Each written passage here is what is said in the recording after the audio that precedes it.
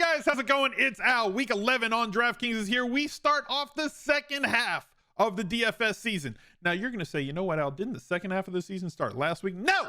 DFS season is 20 weeks long.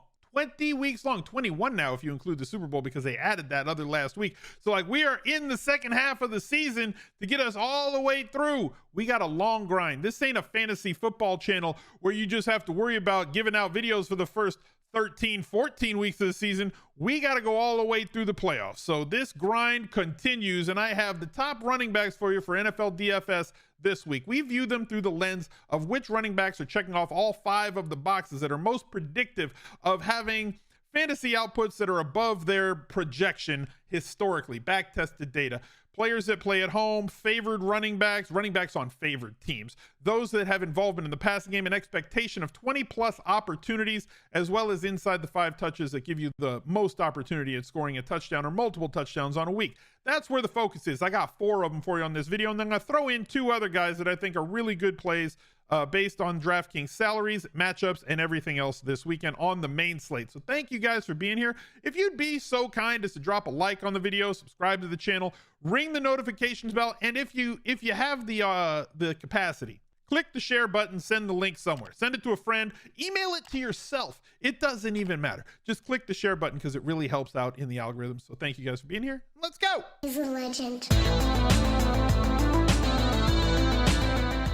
The Week 11 Smiz Gang Listener League is posted. It's 4,000 seats in this one, $10 to enter, but the only way you can find the link to this one is to go to smizzle.tv/links. The link tree has everything that you could possibly need, including the link to the Listener League, which is right here.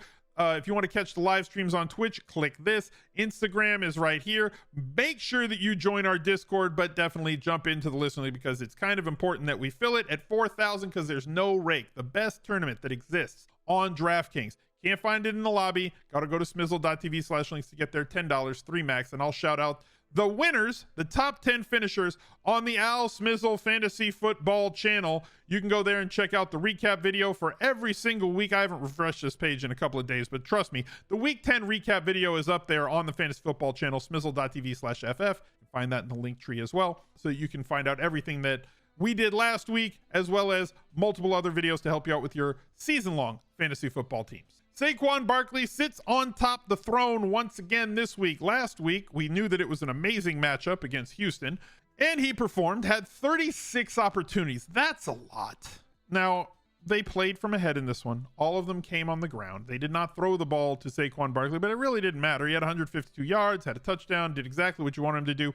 Reasonably speaking, he's not going to have 1 target games. He sits more in this 4, 5, 6 range on a week-in, week-out basis, but the Giants are winning football games. They're doing things the way that they have to. They're doing everything they can as a coaching staff and a scheme to deal with Daniel Jones's limitations, let's say, over the course of his career. He's playing very well this year, more efficiently than he ever has, but he's not being asked to do all that much either. And it's not like he could do all that much with the receivers that they have on the field for him. He has no difference makers on the outside. Nobody that can really that can be an elevator of talent for Daniel Jones. So like everything just falls on SAQUON Barkley's shoulders for him to carry this team as far as he can. He can put the team on his back, all the internet memes that you want.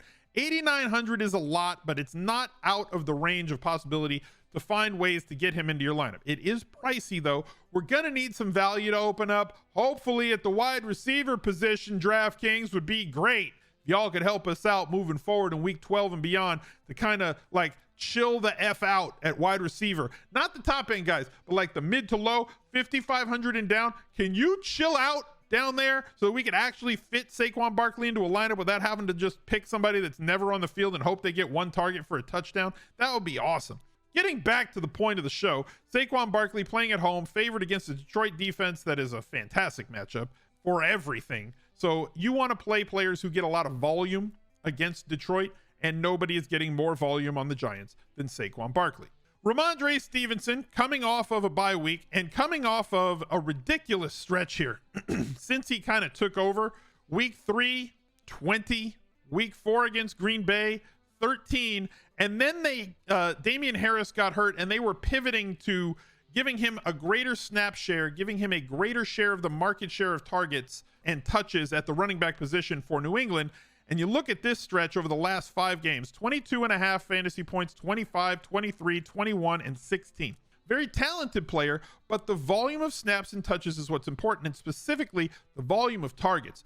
We don't just talk about carries. We don't just talk about volume. We don't just talk about touches overall. We want these opportunities. 22 opportunities in week 9, 23 opportunities in week 8, 19 coming on 8 targets. This is a lot. 22 targets over the last 3 games that they played, now getting a bye week and scoring off against the same New York Jets team that he played in New York in week 8, put up 21.3 DraftKings points with 0 touchdowns scored.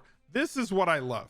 Obviously, I would prefer it if scored touchdowns. That would be awesome. He does have 4 over the last 4 games that they have played, but not having a player be touchdown reliant is key, who can get you 20 points on volume alone. And then if they happen to score a touchdown or 2, you have a 30 to 35 point fantasy day for only 6,700 at home and favored. Really low total though, sub 40 total in this one, as both teams are going to try to play keep away and slow things down. And yes, the Jets are a good defense, but as much usage as he's getting in the passing game and 20 plus expected opportunities in this one, Ramondre Stevenson is a great play for like the 5th, 6th straight week. Like I'm not getting away from him, and DraftKings isn't moving the price up. He should be like 7,500, but he's not. So like, awesome. I'll take the value where it lays.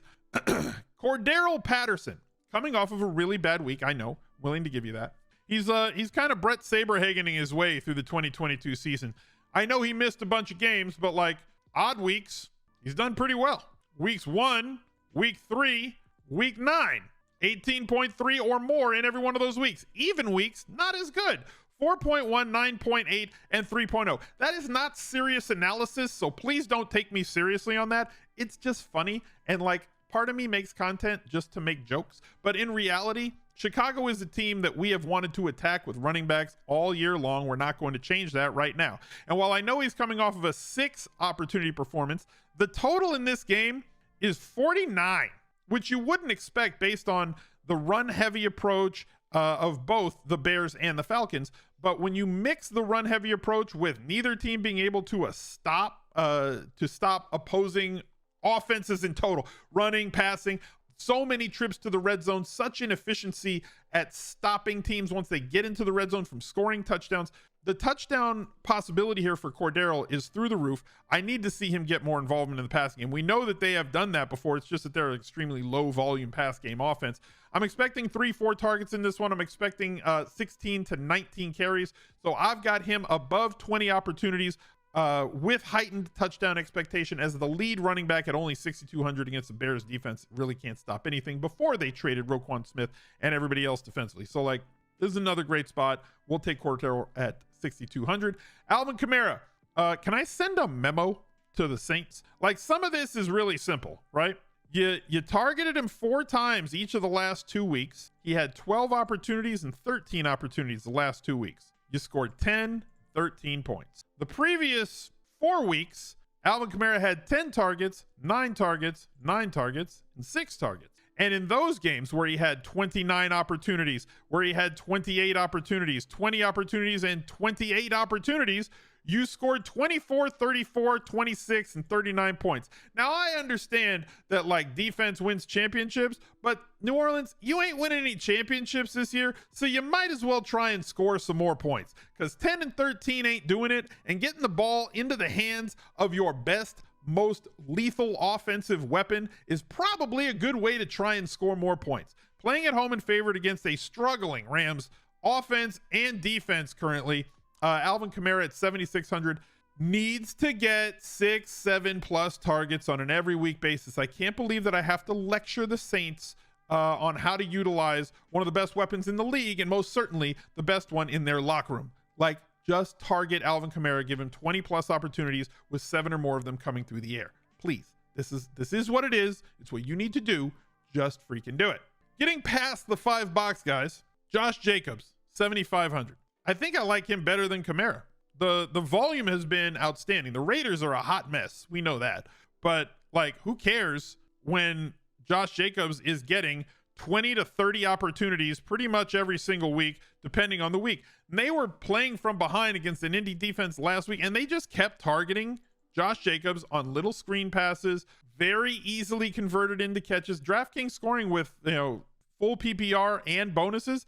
The volume is undeniable here, and the volume with not just carries and not just inside the 5 carries, which have been plentiful. Anytime they've gotten close, they do just hand the ball off to Josh Jacobs, but the massive amount of usage in the passing game, which was something that was not the case early in the season with 2 targets the first 2 weeks, has certainly been there with 4 or more targets in every game but 1 since then, and that was the game that they lost to Jacksonville. They need to get the ball in Josh Jacobs' hands as often as possible. They need to get the ball in Devontae Adams' hands as often as possible, especially in the absence of Darren Waller and Hunter Renfrow, 2 of their more reliable sub 10-yard ADOT receivers.